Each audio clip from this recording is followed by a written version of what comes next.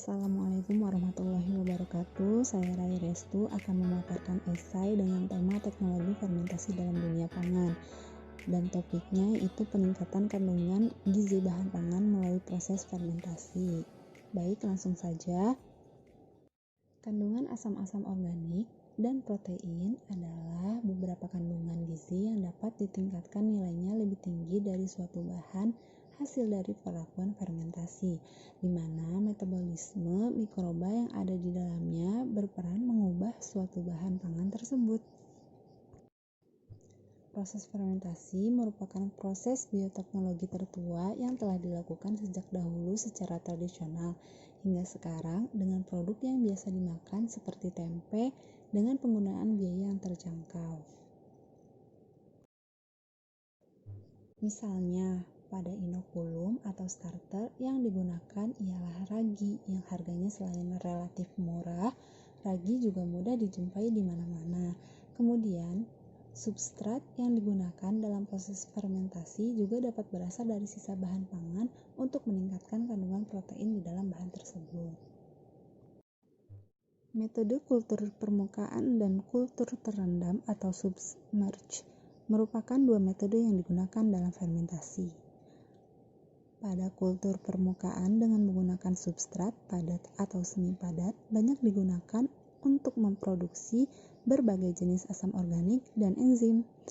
Dalam prosesnya, metode ini selain inokulum dan substrat, ada fermentor atau sebuah wadah yang digunakan untuk proses fermentasi berlangsung.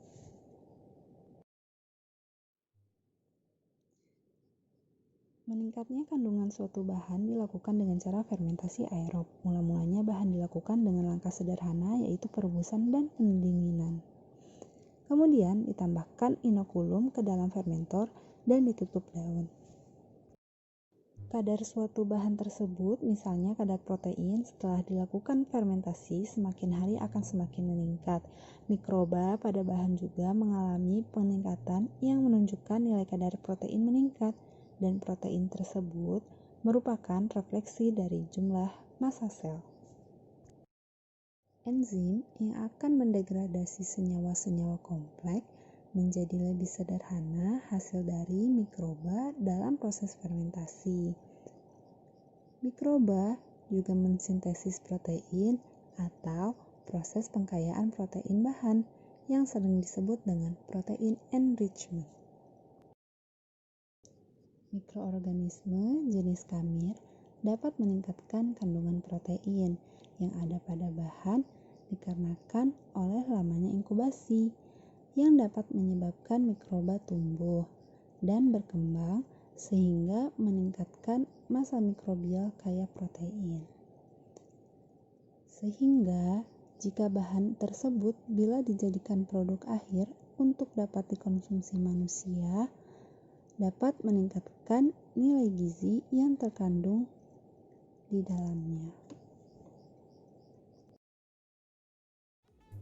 Sekian dan terima kasih. Wassalamualaikum warahmatullahi wabarakatuh.